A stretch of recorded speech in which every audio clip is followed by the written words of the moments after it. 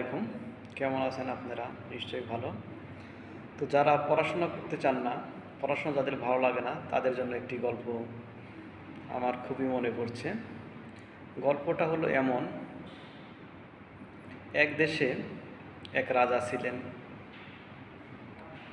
তার মন্ত্রী পরিষদ ছিল। একদিন রাজা তার মন্ত্রীদের উদ্দেশ্যে বললেন যে, মন্ত্রী মহোদয়, আপনারা তিনজন তিনটি বস্তা নিয়ে যান এবং গভীর জঙ্গলে চলে যাবেন। সেখান থেকে ফল ভর্তি করে আবার ফিরে আসবেন। যারা ফল নিয়ে আসতে পারবেন তাদের পুরস্কৃত করা হবে। তখন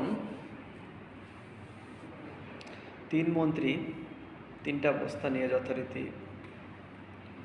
জঙ্গলের দিকে চলে গেলেন। তখনই ঠিক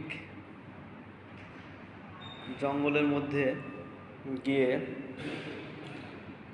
মন্ত্রীরা চিন্তা ভাবনা করলো, ও তিন মন্ত্রী তিন দিকে চলে গেল, ভাগ হয়ে তিন দিকে চলে গেল। প্রথমজন সে চিন্তা ভাবনা করতে লাগলো, যেহেতু রাজা মহোদয় বলেছেন যে ভালো ফলমূল নিয়ে আসতে, তাই সে জঙ্গলে এখানে ওখানে খুঁজে সুন্দর সুন্দর ভালো ফলমূল দিয়ে তার বস্তা ভরে প্যাকেট করলেন। দ্বিতীয়জন যেহেতু আরেক জায়গায় গেছেন, সে চিন্তা ভাবনা করছেন, রাজা মহোদয় তো কখনোই বস্তা খুলে দেখবে না, তাই নিচে সে পচা নষ্ট ফলমূল রেখে উপরে কিছু ভালো ফলমূল রেখে বস্তা প্যাকেট করেছেন। যথারীতি তৃতীয় মন্ত্রী যিনি ওনার ভিতরে চিন্তাভাবনা এসেছে, যেহেতু রাজা মহোদয় কখনোই আমাদের বস্তা খুলে চেক করবে না, তাই তিনি লতা পাতা দিয়ে বস্তা প্যাকেট করে নিয়ে এসেছে। যথারীতি তিন মন্ত্রী যখন রাজ্যসভায় প্রস্তাব নিয়ে আসলো, রাজা মহোদয় তো অনেক খুশি। তার মন্ত্রীরা তার আদেশ পালন করে বস্তা ভরা ফল নিয়ে চলে এসেছে।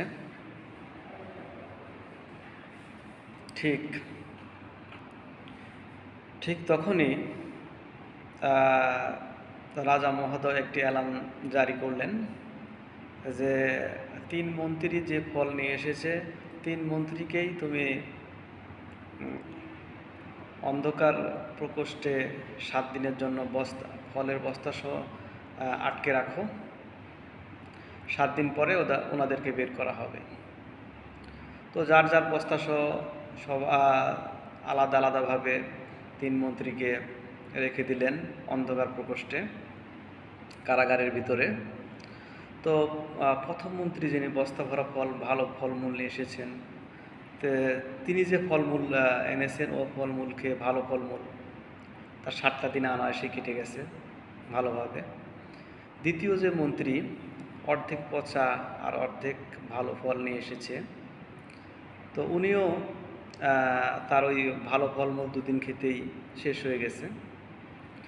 তৃতীয় যে মন্ত্রী চিন্তা ভাবনা করেছে যে রাজা মহোদয় তো কখনো আমাদের বস্তা চেক করবে না, ও মন্ত্রী ওই লতা পাতা তো খেতে না পেরে না খেয়ে অন্ধকার প্রকোষ্ঠে মারা গেছে। তো এখানে এই গল্পের দ্বারা বোঝানো যাইতেছে যে যারা সময়ের কাজ সময় করবে এবং সঠিকভাবে করবে, তারা অবশ্যই তাদের জন্য ভালো ফল এবং কাঙ্ক্ষিত রেজাল্ট আসবে। আর যারা এই পচা ফল নিয়ে আসবে, মানে সময় নষ্ট করবে এবং ওই মন্ত্রীদের মতো লতাপাতা দিয়ে বস্তা ভরবে, এখন তাদের জন্য নিশ্চিত মৃত্যু অপেক্ষা করছে, বা অলসতার সময় নষ্ট করলে বা বস্তা পচা লতাপাতা নিয়ে আসলে যা হয়, গল্প তো শুনেছিনি। তাই সময়ের কাজ সময় করেন, সময় নষ্ট না করে পড়াশোনার প্রতি মনোযোগী হন। ধন্যবাদ সবাইকে।